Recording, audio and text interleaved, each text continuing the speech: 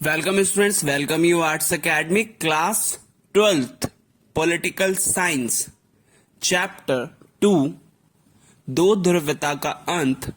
Topic विघटन की परिणतियां। मतलब कि इस टॉपिक में हम बात करेंगे कि जो सोवियत संघ का विघटन हुआ, जो सोवियत संघ टूटा, उसके क्या परिणाम निकले, ये बात करेंगे।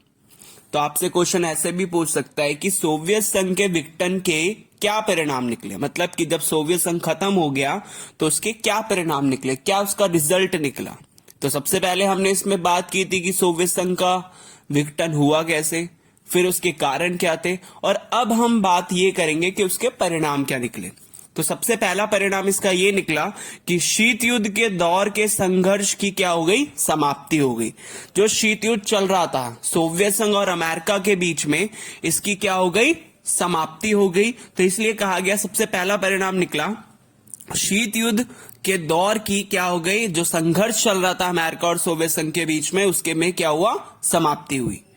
दूसरा आ जाता है हथियारों की होड़ भी समाप्त हो गई। जो हथियारों की होड़ चल रही थी किसके बीच में, सोवियत संघ और अमेरिका के बीच में, जो हथियारों की होड़ चल रही थी कि कौन कितने ज्यादा हथियार बनाएगा, उस चीज की भी क्या हो गई, समाप्ति हुई।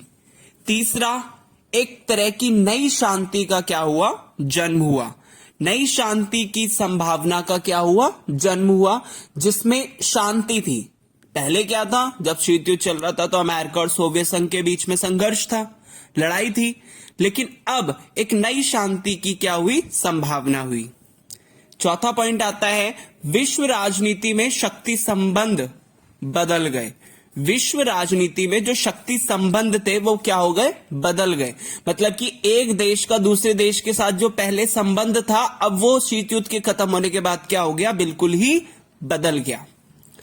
इसके बाद पांचवा आता है संस्थाओं के प्रभाव में भी बदलाव आ गए। संस्था, जो इंस्टीट्यूशंस थे, ऑर्गेनाइजेशंस थी, उनके जो प्रभाव थे उसमें भी क्या हो गए, काफी बदलाव आ गए। इसके बाद जो विश्व था वो पहले दो ध्रुव्यता था। दो ध्रुव्य मतलब जहां विश्व स्तर पे दो महाशक्तियां थी, अब वहां पर सिर्फ एक महाशक्ति बनी या एक महाशक्ति बची थी, और वो कौन थी, अमेरिका। तो जो विश्व बना वो एक ध्रुव्य बना। एक ध्रुव्य किसे कहते हैं, जब अंतरराष्ट्रीय स्तर पर शक्ति एक देश के पास सबसे ज्यादा होती है। तो अमेरिका ही एकमात्र या अमेरिका ही अकेली महाशक्ति बन बैठा। इसके बाद नेक्स्ट पॉइंट आता है कि पूंजीवादी अर्थव्यवस्था अंतरराष्ट्रीय स्तर पर प्रभावशाली अर्थव्यवस्था बन गई। कि जो मेन सोवियत संघ और अमेरिका के बीच में जो विचारधारा की लड़ाई चल रही थी, तो उसमें पूंजीवादी अर्थव्यवस्था जीत गई और वो काफी अंतरराष्ट्रीय स्तर पर काफी प्रभावशाली, काफी शक्तिशाली अर्थव्यवस्था बनी। इसके बाद आ जाता है विश्व बैंक और अंतरराष्ट्रीय मुद्रा कोष जैसी जो संस्थाएं थी, विभिन्न देशों की ताकतवर सलाहकार बन गई।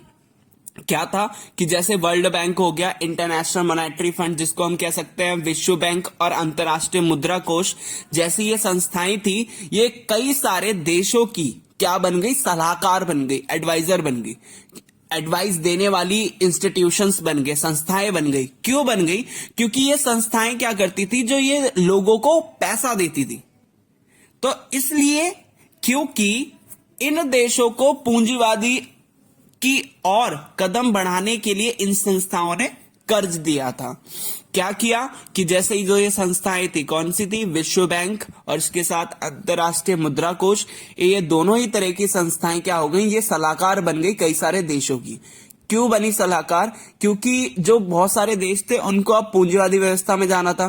तो पूंजीवादी व्यवस्था में जाने के लिए उनको पैसा चाहिए, कैपिटल चाहिए। तो इन संस्थाओं ने उनको क्या दिया, पैसा दिया। इसलिए ये इनकी क्या बन गई, बहुत ज्यादा महत्वपूर्ण ताकतवर सलाहकार बन गई। इसके बाद पॉइंट आ जाता है उदारवादी लोकतंत्र राजनीतिक जीवन में सर्वश्रेष्ठ धारणा के रूप में उभरा। जो उदारवादी लोकतंत्र था, मतलब कि जो उदारवादी मतलब होता है बिल्कुल लोगों को आजादी देना, उनके राइट्स देना। तो इस तरह का जो मतलब लोकतंत्र था, वो राजनीतिक जीवन में सबसे बड़ा या सबसे मोस्ट इंपॉर्टेंट धारणा बन के उभरी। तो इसमें यह निकल के आया कि अब पहले तो पूंजीवादी इसके साथ निकल आया कि पूंजीवाद पूरी अर्थव्यवस्था बनाएगी, और इसके साथ लोकतंत्र भी इस चीज में उभर गया।